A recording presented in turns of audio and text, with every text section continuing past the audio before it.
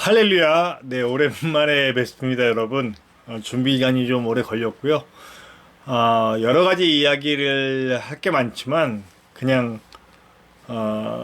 제가 준비한 것들을 여러분들과 함께 나누는 시간으로 갖도록 하겠습니다. 오늘 함께 나눌 말씀은 우리 창세기 1장입니다. 창세기 1장 26절에서 28절까지의 말씀이에요. 저와 여러분이 함께 읽었으면 좋겠습니다. 함께 찾아주세요. 창세기 1장 26절에서 28절입니다. 우리 함께 읽도록 하겠습니다. 우리 함께 읽읍시다. 시작. 하나님이 이르시되 우리의 형상을 따라 우리의 모양대로 우리가 사람을 만들고 그들로 바다의 물고기와 하늘의 새와 가축과 온 땅과 땅에 기는 모든 것을 다스리게 하자 하시고, 하나님이 자기 형상 곧 하나님의 형상대로 사람을 창조하시되 남자와 여자를 창조하시고, 하나님이 그들에게 복을 주시며 하나님이 그들에게 이르시되 생육하고 번성하여 땅에 충만하라. 땅을 정복하라. 바다의 물고기와 하늘의 새와 땅에 움직이는 모든 생물을 다스리라 하시니라. 아멘. 네, 오늘 제가 이 말씀을 함께 나눈 이유는 이 구절 속에 구약 성경, 어쩌면 성경 전체를 보는 어떤 주제가 담겨 있다라고 저는 생각을 했거든요. 성경을 읽음에 있어서 성경이 아닌 어떤 책이라도 그렇습니다. 우리가 그 책이 쓰여진 목적을 알아야 그 책이 우리에게 주는 내용들을 바로 이해할 수 있죠. 그러니까 수학 공부하는 수학 참고서예요. 이 수학 참고서의 목적은 분명합니다. 수학을 잘 이해하고 잘 할 수 있게 인도하는 거죠. 근데 우리가 수학책을 보면서 영어를 떠올린다면 말이 안 되는 거잖아요. 뭐 좀 비약이 있습니다만 성경도 이 성경이 어떤 목적을 가지고 있느냐를 알아야 그 안에 들어있는 디테일들을 이해하는데 굉장히 도움이 되지 않을까 하는 거죠. 성경은 뭐 하나님의 구원의 역사를 적은 건데, 사실 그 구원의 방법이란 게 뭐냐? 우리 인간이 하나님의 뜻을 제대로 이해하고 제대로 품고 이 땅의 모든 것을 정복해 가면서 하나님의 뜻대로 다스려가는 것. 그러니까 하나님께 부름받은 사람들이 하나님의 뜻을 이해하고 하나님의 뜻대로 이 땅을 모두 정복하고 그 뜻대로 다스려가는 것이 이 책의 목적이에요. 그렇게 만드는 것이 이 책의 목적이다라고 말할 수 있는 거죠. 그 목적의 핵심은 바로 무엇이냐? 사랑이다. 그것은 하나님을 사랑하고 이웃을 사람을 사랑하는 것이에요. 그래서 성경에는 제가 여러 번 얘기하지만 십계명으로 압축돼요. 율법이 613가지인가요? 그렇게 있는데요.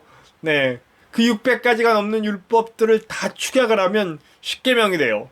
그래서 1에서 4계명은 하나님과의 관계, 또 5에서 10은 사람과 사람 간의 관계. 그래서 하나님을 사랑하는 법, 이웃을 사랑하는 법, 하나님을 사랑하고 이웃을 사랑하여 이 땅을 다스리는 거예요. 그리고 예수님은 그것을 더 축약하여 뭐 두 가지로 딱 얘기했잖아요. 하나님을 내 목숨보다 사랑하고 내 이웃을 내 몸처럼 사랑해라. 네. 결국 그 사랑으로 이 땅을 지배하고 하나님이 얼마나 우리 인간과 이 세상, 이 우주를 사랑하고 계시는지를 알려주고, 그래서 그 하나님께서 만드신 그 사랑의 원리로 이 땅이 돈의 원리도 힘의 원리도 쾌락의 원리도 아닌 그 사랑의 원리대로 돌아가게 만드는 것. 그래서 그 하나님의 나라를 만들어가는 것이 이 책의 목적이고, 그 목적을 안 상태에서 이 글을 읽어나갈 때 그 디테일들이 보이기 시작하는 것이죠. 그래서 오늘 첫 번째 얘기할 것은 그 하나님의 목적이 그렇게 있다. 그 구약 성서에는요, 그 얘기가 나오는 거죠. 그래서 그렇게 해나갈 사람들을 찾는 거예요. 아담과 하와에서 찾았고, 노아에게서 찾았고, 아브라함과 사라에게서 찾았고, 요셉에게서 찾았고, 모세에게서 찾았고, 다윗에게서 찾았고, 그래서 유대인들이 가장 중요하게 여기는 이 중에 있어요. 아브라함, 모세, 다윗.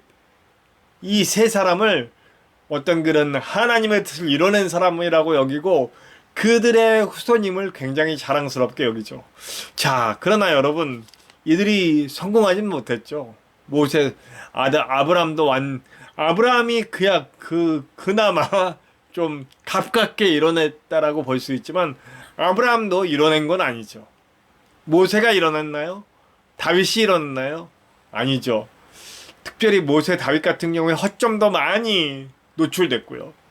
다윗 같은 경우는 제가 시험 들 정도로 허점이 많았고요.